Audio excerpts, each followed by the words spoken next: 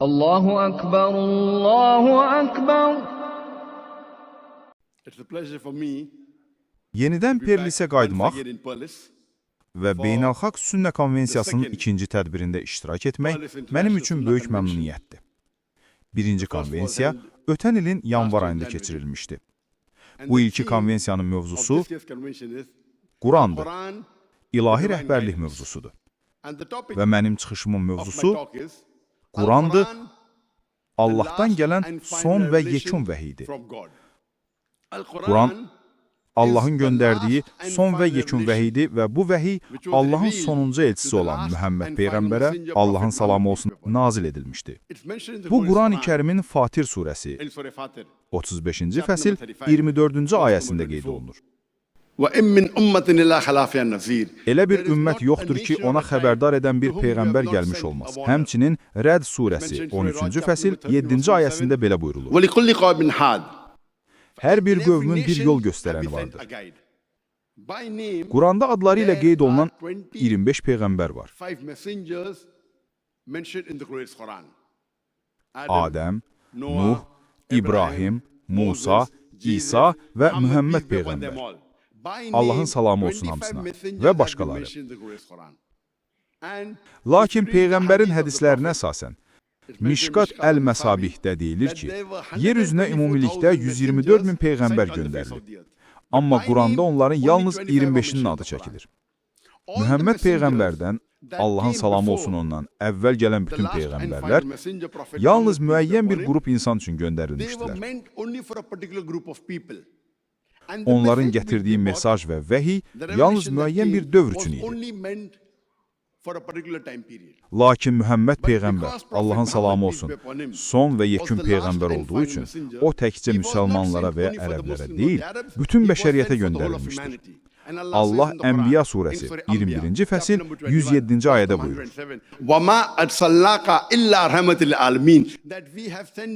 Səni aləmlərə ancaq bir rəhmət olaraq göndərdik. Yəni, səni bütün millətlər üçün, bütün bəşəriyyət üçün bir rəhmət olaraq göndərdik.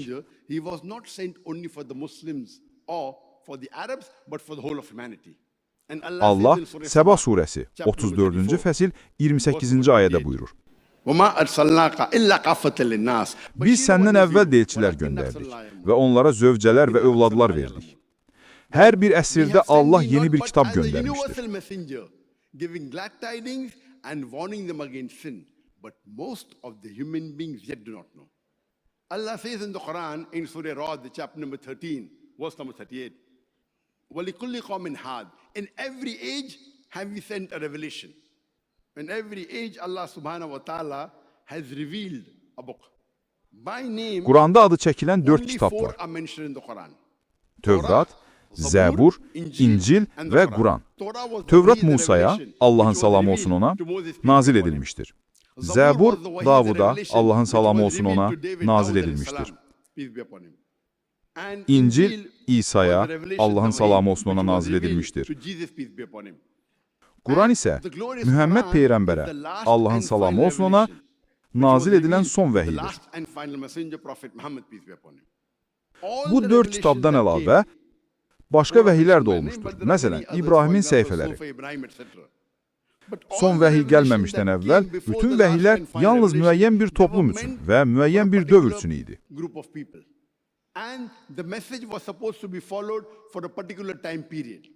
Onlar əbədi deyildi.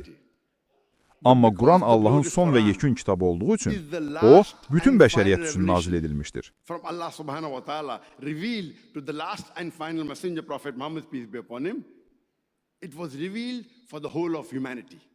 Allah İbrahim surəsi 14-cü fəsil 1-ci ayədə buyurur. Bu insanları Rəbbinin izni ilə qaranlıqdan nura çıxartmaq üçün sənə nazil etdiyimiz bir kitabdır. İbrahim surəsi 14-cü fəsil 52-ci ayədə belə buyurulur. Bu Quran insanlar üçün bir bildirişdir. Qoy onunla həm qorxsunlar, həm də Allahın tək ilah olduğunu bilsinlər, həm də ağıl sahibləri düşünüb ibrət alsınlar. Bəqərə surəsi 2-ci fəsil 185-ci ayədə deyilir: İnsanlara doğru yolu göstərən və haqla batili ayıran açıq dəlillər olan Quran Ramazan ayında nazil edilmişdir. Zümrə surəsi 39-cu fəsil 41-ci ayədə Allah buyurur: Biz bu kitabı sənə insanlar üçün bir həqiqət olaraq nazil etdik. Kim doğru yolla getsə, xeyri özünə olar. Kim azğınlığa düşsə, ziyanı da özünə olar. Sən onların müdafiəçisi deyilsən. Beləliklə, Quran Allahdan gələn son və yekun vəhidir və son Peyğəmbərə, Allahın salamı olsun ona, nazil edildiyi üçün o, yalnız müsəlmanlara və ya ərəblərə deyil, bütün bəşəriyyətə göndərilmişdir. Zümer surəsinin 39-cu fəsil 41-ci ayəsində qeyd olunur ki, biz Mühəmməd Peyğəmbərə, ona salam olsun, Quranı nazil etdik ki, o bəşəriyyətə öyrətsin. Təkcə müsəlmanlara və ya ərəblərə deyil, bütün bəşəriyyətə. Beləliklə, şanlı Quran, çünki o Allah Taala'dan sonuncu və yekun vəhidir. Sonuncu və yekun elçi Mühəmməd Peyğəmbərə, ona salam olsun. O təkcə müsəlmanlar və ya ərəblər üçün nazil edilməyib. Bütün bəşəriyyət üçün nazil edilib. Şanlı Quran bəşəriyyətə bir elamdır. O, dünyada ən müsbət kitabdır. O, mərhəmət və hikmət çeşməsidir. Azanlara bələdçidir. Laqeydlərə xəbərdarlıqdır. Şübhədə olanlara təminatdır. Əzab çəkənlərə təsəlli, ümidsizlərə isə ümiddir. Nə vaxt ki, bir avadanlığınız olur, adətən avadanlıqla birlikdə təlimat kitabçası da alırsınız. Və avadanlıq nə qədər mürəkkəb olsa, bir təlimat kitabçasına o qədər çox ehtiyac duyulur.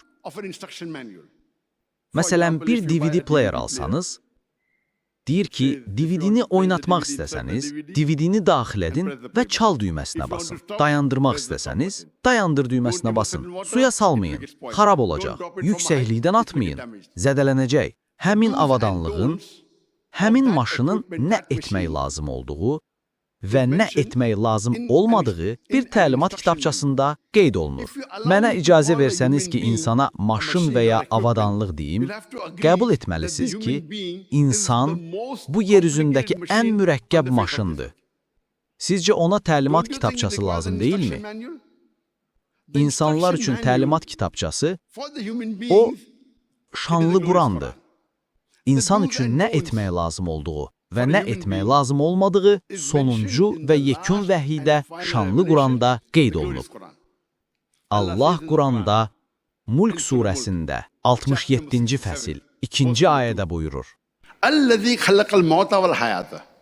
Ölümü və həyatı yaradan Allahdır ki, hansınızın əməlcə daha yaxşı olduğunu sınasın. Beləliklə, bu dünyada yaşadığımız bu həyat sonuncu və yekun vəhyə görə bir sınaqdır. Biz, insanlar, Yaradanımız Allah Quranda sonuncu və yekun vəhiydə deyir ki, bu həyat bir sınaqdır. Allah ölümü və həyatı yaratdı ki, hansınızın əməldə daha yaxşı olduğunu sınasın. Həyatımızın məqsədi nədir? Biz niyə buradayıq? Biz nə edirik? Bu barədə düşünmüşükmü? Bu barədə düşünmüşükmü ki, biz bu dünyada nə edirik? Həyatımızın məqsədi nədir? Allah Zariyyat surəsində 51-ci fəsil 56-cı ayədə buyurur: Mən cinləri və insanları ancaq mənə ibadət etmək üçün yaratdım. Deməli, yaradanımıza görə insanların əsas məqsədi Allah Taala'ya ibadət etməkdir. Quranda istifadə olunan ərəb sözü abddır. İbadə sözü ərəbcə abd sözündən gəlir. Mənası qul deməkdir. Biz Allah Taala'nın əmrlərinə tabe olduqda, bu o deməkdir ki, biz ibadət edirik. Əgər onun vacib buyurduğu şeyləri ediriksə, ibadət edirik. Əgər haram və qadağan olunmuş şeylərdən çəkiniriksə, ibadət edirik. Beləliklə, biz Allah Taala'nın əmrlərinə tabi olduqda, namaz qıldıqda ibadət edirik, zəkat verdikdə ibadət edirik, oruç tutduqda ibadət edirik, alkoqol içmədikdə ibadət edirik, qumar oynamadıqda ibadət edirik, yalan danışmadıqda ibadət edirik. Deməli, ibadət Allah Taala'nın əmrlərinə tabi olmaq deməkdir. Allah Taala'nın həqiqi qulları olaraq və İslam imanının və buranın təməl daşı təvhiddir. Uca Allah anlayışı və uca Allah anlayışına gəlincə, hər bir müsəlmanın sizə verə biləcəyi ən yaxşı cavab, uca Allahın ən qısa, ən yaxşı və ən yığcam tərifi şanlı Quranda Allahın özü tərəfindən İxlas surəsində 112-ci fəsil 1-4-cü ayələrdə verilib, orada Allah buyurur. De ki, o Allah təkdir. Hər şey ona möhtacdır. O heç nəyə möhtac deyil.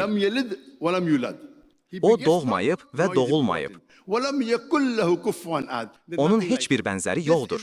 Bu, uca Allahın şanlı Quranda verilmiş 4 sətirlik tərifidir. Əgər hər hansı bir şəxs filankəs namizədin Allah olduğunu deyirsə və əgər bu namizəd bu 4 sətirlik tərifə uyğun gəlirsə, bizim müsəlmanlar olaraq həmin namizədi Allah kimi qəbul etməyə heç bir etirazımız yoxdur. Birincisi budur. De ki, o Allah təkdir. İkincisi budur. Allah mütləqdir və əbədidir. Üçüncüsü budur. O doğmayıb və doğulmayıb. Və dördüncüsü ən sərtidir. Onun heç bir bənzəri yoxdur. Allahı bu dünyadakı hər hansı bir şeylə müqayisə etdiyiniz an, o Allah deyil. Bu İxlas surəsi ilahiyyatın sınaq daşıdır. Teo Allah, logiya isə tədqiqat deməkdir. İlahiyyat Allahın tədqiqatı deməkdir. Sınaq daşı, bir çoxunuzun bildiyi kimi, əgər siz zərgərlik, qızıl zərgərlik alıb satmaq istəyirsinizsə və qızılın nə qədər təmiz olduğunu bilmək istəyirsinizsə, onu bir zərgərə aparırsınız. O, bu sınaq daşını götürür və zərgərliyi sınaq daşına sürərək rənginə baxır və sizə bunun 24 karat qızıl olduğunu, ya da 22 karat qızıl olduğunu, ya da 18 karat qızıl olduğunu, ya da ümumiyyətlə qızıl olmadığını deyə bilər. Çünki parlayan hər şey qızıl deyil. Beləliklə, İxlas surəsi ilahiyyatın sınaq daşıdır. Əgər hər hansı bir insan filankəsin Allah olduğunu, yaxud filankəs namizədin Allah olduğunu deyirsə, əgər bu İxlas surəsinin bu tərifinə uyğun gəlirsə, biz müsəlmanların həmin namizədi Allah kimi qəbul etməyə heç bir etirazımız yoxdur. İcazə verin bir misal çəkim ki, bəzi insanlar Bhagwan Rajneeshi Allah hesab edirlər. Siz Bhagwan Rajneeshinin adını eşitmiş ola bilirsiniz. O çox məşhur idi. O Hindistandan idi, mənim gəldiyim ölkədən. Beləliklə, bəzi insanlar onu Allah hesab edirlər. Gəlin bu Bhagwan Rajneeshi İxlas surəsinin sınağından keçirək. Birincisi budur. De ki, o Allah təkdir. Bhagwan Rajneesh ilahilik iddia edən yeganə insan idimi? Bizdə minlərcə beləsi var və onların bir çoxu mənim gəldiyim Hindistan ölkəsindəndir. O yeganə deyil. İkinci test. Allah mütləqdir və əbədidir. Rajneesh mütləq və əbədi idimi? Onun avtobiografiyasını oxuduqda, onun astmadan, şəkərli diabetdən, xroniki bel ağrısından əziyyət çəkdiyini bilirik. Təsəvvür edin ki, qadir Allah astmadan, şəkərli diabetdən, xroniki bel ağrısından əziyyət çəkir. Sırada üçüncü test var. O doğmayıb və doğulmayıb. Onun biografiyasından bilirik ki, Rajneeshin anası və atası olub. O, Madhya Pradesh'in Cəbəlpur şəhərində doğulub. Daha sonra 1981-ci ildə Amerikaya gedir və Oregon adlı bir kənddə öz kəndini Rajneeshpuramı qurur və minlərlə Amerikalını aldadır. Daha sonra Amerika hökuməti onu həbs edir və dəmir barmaqlıqlar arxasına salır. Rajneesh iddia edir ki, Amerika hökuməti ona yavaş zəhərlənmə verib. Təsəvvür edin ki, qadir Allah yavaş-yavaş zəhərlənir. 1985-ci ildə onlar Rajneeshi ABŞ ölkəsindən qovurlar və o Hindistana qayıdır və Maharashtra əyalətində Puna şəhərində yeni mərkəzini, Osho kommunistini qurur. Və əgər ora getsəniz, onun samadisi üzərində qeyd olunub. Samadi. Hindlilər yandıranda, yəni cəsədi yandıranda külü orada saxlanılır. Və daşın üzərində qeyd olunub. Osho, Rajneesh, heç vaxt doğulmayıb, heç vaxt ölməyib. Lakin 1931-ci il dekabrın 11-dən 1990-cı il yanvarın 19-una qədər yeri ziyarət edib. Onlar Samadi üzərində qeyd etməyi unutdular, ona dünyanın 21 müxtəlif ölkəsinə viza verilmədi. Təsəvvür edin ki, Qadir Allah bu dünyaya gəlib dünyanı ziyarət etmək istəyir və viza tələb edir. Və Yunanistanın arxiyepiskopu dedi, əgər Rajneeshi bu ölkədən çıxartmasaz, biz onun evini və şagirdlərinin evini yandıracağıq. Və sonuncu test. O qədər sərtdir ki, Allahdan başqa heç kim onu keçə bilməz. Allahı bu dünyadakı hər hansı bir kəslə müqayisə etdiyiniz an, o, Allah deyil, onun heç bir bənzəri yoxdur. Siz Allahı bu dünyada istənilən bir şeylə müqayisə edə bildiyiniz anda, o artıq Allah deyil. Əgər biri gəlib mənə desə ki, bilirsən, uca Allah Arnold Schwarzeneggerdən 1000 dəfə güclüdür. Sən yəqin Arnold Schwarzenegger adını eşitmisən. O, Mr. Universe, Mr. World titulunu almışdı. Güya ki, dünyanın və kainatın ən güclü adamı hesab olunurdu. Əgər kimsə deyirsə ki, uca Allah Arnold Schwarzeneggerdən 1000 dəfə güclüdür, siz Allahı bu dünyada kiminlə isə müqayisə edə bildiyiniz anda, istər Arnold Schwarzenegger olsun, istər Dara Singh, istər King Kong, istər 1000 dəfə, istər milyon dəfə, kimisə uca Allahla müqayisə etdiyiniz anda, o artıq Allah deyil. Onun bənzəri yoxdur. Bu, Qurani Kərimdə Allah Subhanahu və Taala'nın 4 misralıq tərifidir. Bu ayələr Quranın əsasını təşkil edir. İslamın təməl daşıdır. Əlhəmdülillah. Allah Quranda Ali İmran surəsi 3-cü surə 64-cü ayədə buyurur ki, de, ey kitab əhli, bizimlə sizin aramızda olan ortaq bir kəlməyə gəlin. Bu ortaq məqamın birincisi Allahdan başqasına ibadət etməməkdir. Ali İmran surəsi 3-cü surə 64-cü ayəsi mənim fikrimcə dəvətin baş açarıdır. Əgər sən İslam barədə qeyri-müsəlmanla danışmaq istəyirsənsə, Allah buyurur, de, ey kitab əhli, sizinlə bizim aramızda eyni olan ortaq bir sözə gəlin. Allahdan başqasına ibadət etməyək. Ona heç bir şeyi şərik qoşmayaq və Allahı qoyub bir-birimizi Rəbb qəbul etməyək.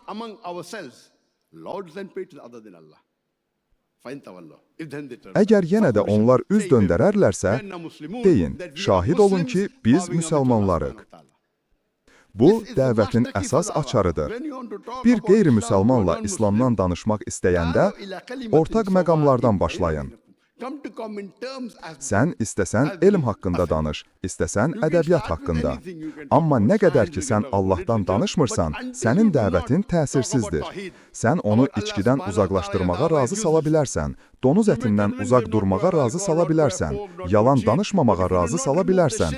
Amma əgər onun həyatından şirk çıxarılmırsa, sənin dəvətin faydasızdır.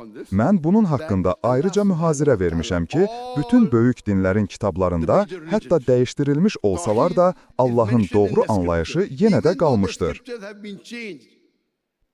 Ona görə də sən bu anlayışı Quranla müqayisə edib, qeyri-müsəlman dostlarına həqiqi Allaha inanmağı deməlisən.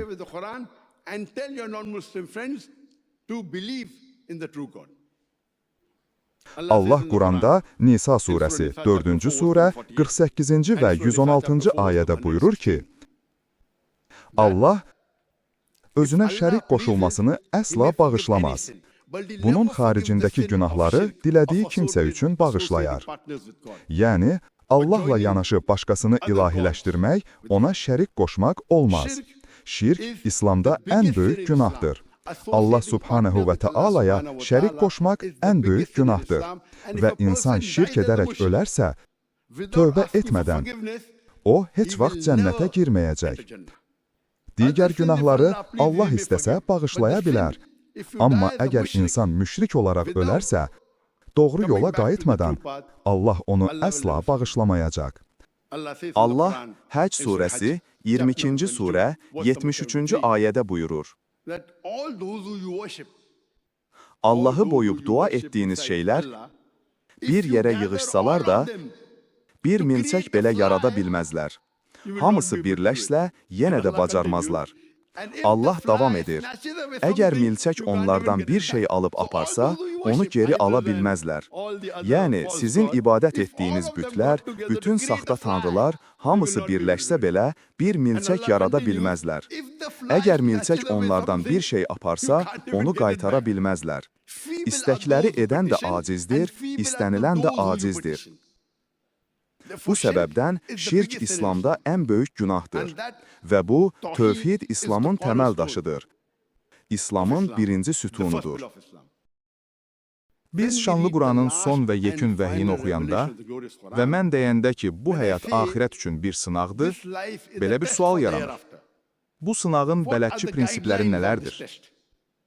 Əgər siz Əsr surəsinin 103-cü surəni oxusanız, o, Rah-i Nəcat, yəni qurtuluş yolu, cənnətə gedən yol adlanır. Əsr surəsi 103-cü surə 1-dən 3-ə qədər ayələrdə deyilir, Vəl-Əsr, zamana and olsun. Allah zamana and içir.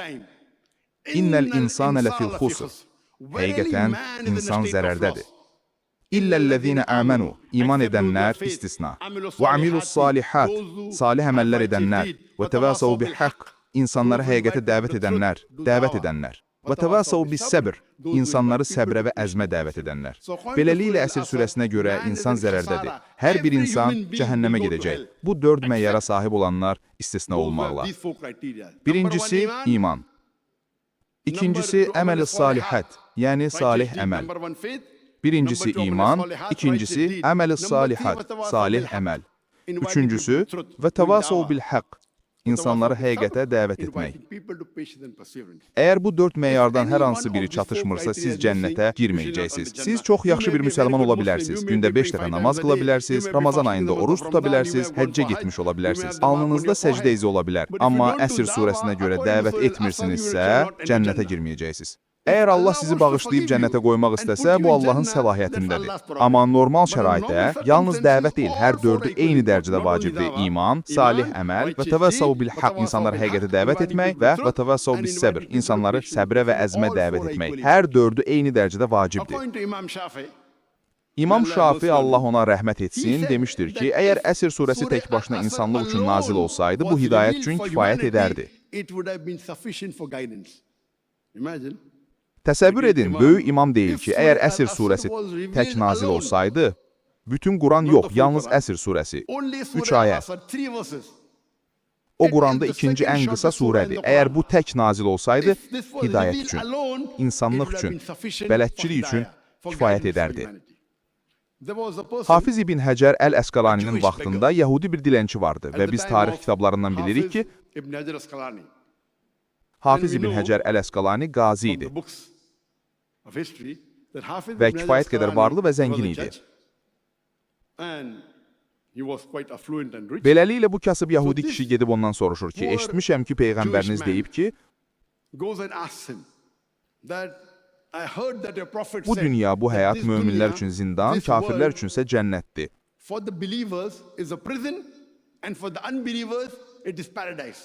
Necə izah edə bilərsiniz?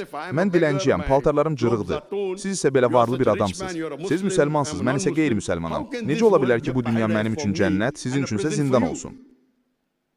Hafiz İbn Həcər Əl-Əsqalani cavab verdi. Yəhudi diləncinin qeyd etdiyi bu hədis Səhih Müslimin 7-ci cild 7417-ci hədisdir.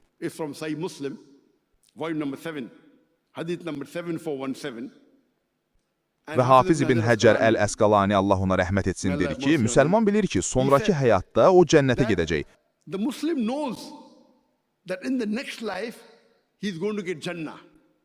Və əgər o cənnətin nə olduğunu bilirsə, bu dünyada Hətta dünyanın ən zəngin adamı olsan belə, bu həyat axirətlə müqayisədə zindan kimidir.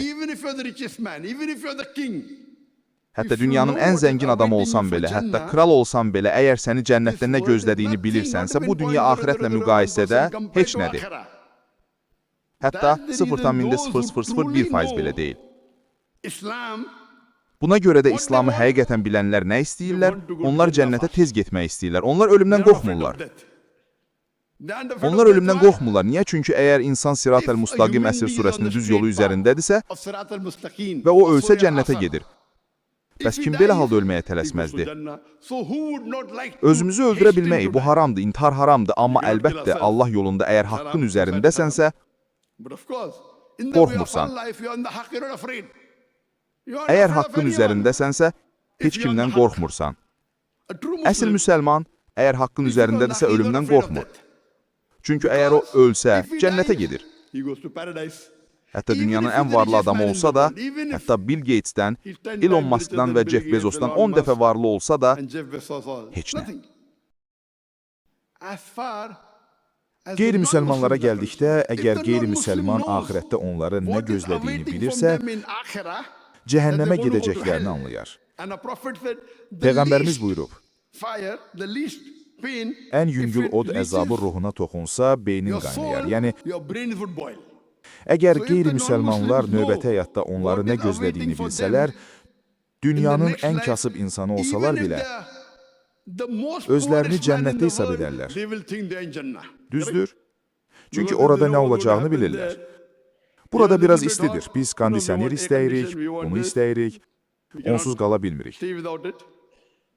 Orada isə ən yüngül cəza belə odun ruhuna toxunması beynin qaynamasına səbəb olur.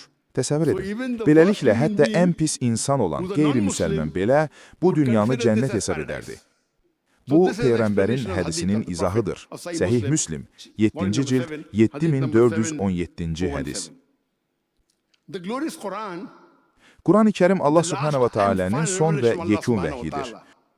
O, bəşəriyyətin problemləri üçün həll yollarına malikdir.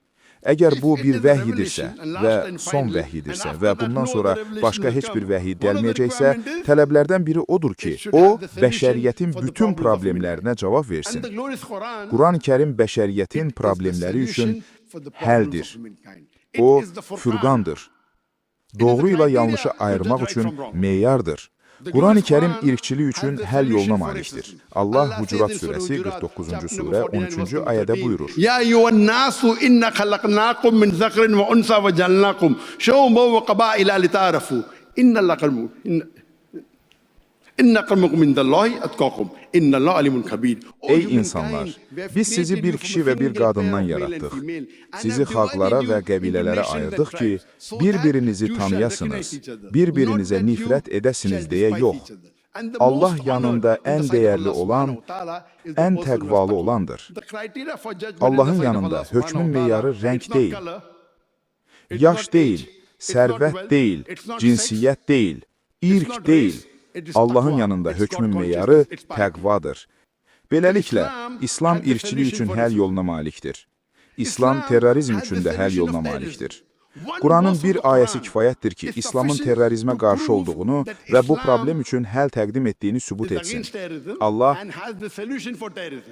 Maidə surəsi 5-ci surə 32-ci ayədə buyurur.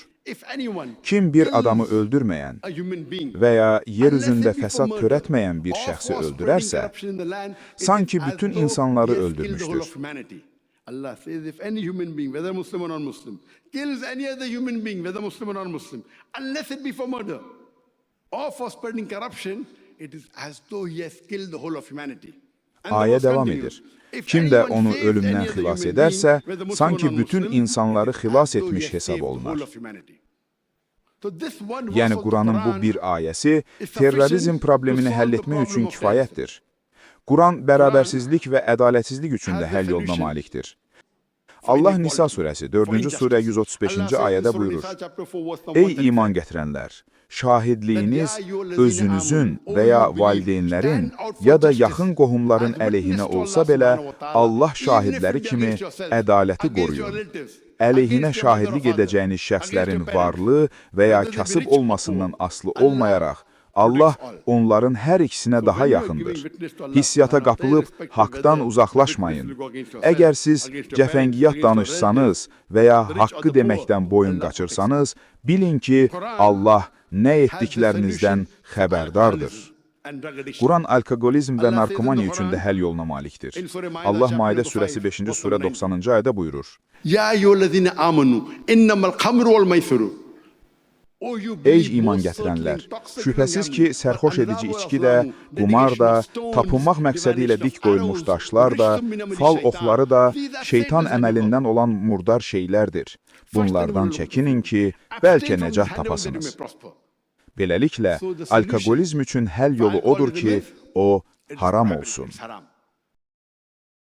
Quran fahişəliyə, zinaya, nikahsız cinsi əlaqəyə həll yolu təklif edir. Allah Quranda İsra surəsi 17-ci surə 32-ci ayədə buyurur. Zinaya yaxınlaşmayın. Həqiqətən, bu bir pislikdir və pisliyə aparan yoldur. Quran əxlaqsızlıq və utanmazlıq üçün həll yoluna malikdir.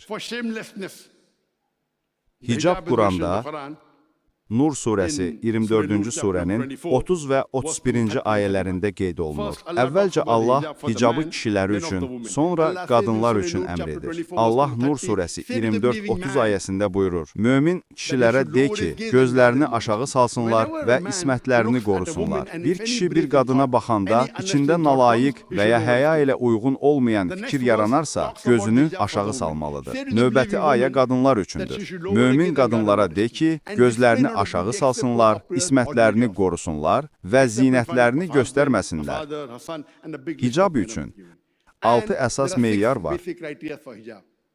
Birinci, örtük. Kişi üçün göbəkdən dizə qədər, qadın üçün isə bütün bədən, üz və biləklərə qədər əllər istisna olmaqla. Bəzi alimlər üz və əllərin də örtülməsini vacib hesab edir. İkinci, geyim dar olmamalıdır. Üçüncü, şəffaf və ya yarımşəffaf olmamalıdır. Dördüncü, qarşı cinsin diqqətini cəlb edəcək dərəcədə cazibədar olmamalıdır. Beşinci, digər dinlərin paltarlarına bənzəməməlidir. Altıncı, qarşı cinsin geyiminə bənzəməməlidir. Bugünkər qadın azadlığı adı altında qadını alçaldır, onun bədənini istismar edir, ruhunu təhqir edir. İncəsənət və mədəniyyət adı altında analarımızı və bacılarımızı alçaldırlar. Quran iqtisadi problemlərə də həll gətirir. Bugün iqtisadi böhranın əsas səbəblərindən biri riba, yəni faizdir.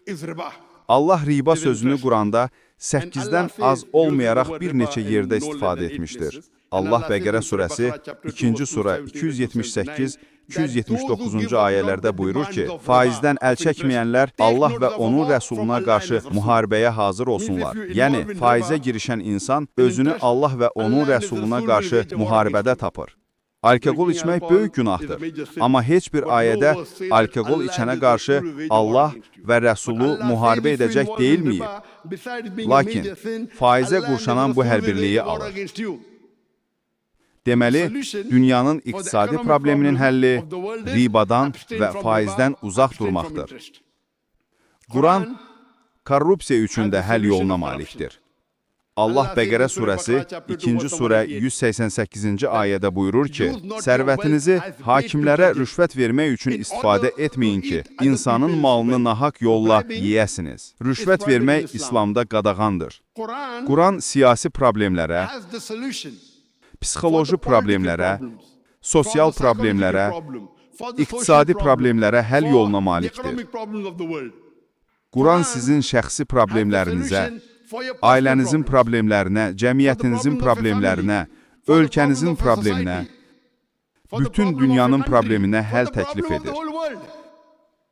Hər hansı bir kitab Allahın son və yekun vəhyi olduğunu iddia edirsə, zamanın sınağından keçməlidir.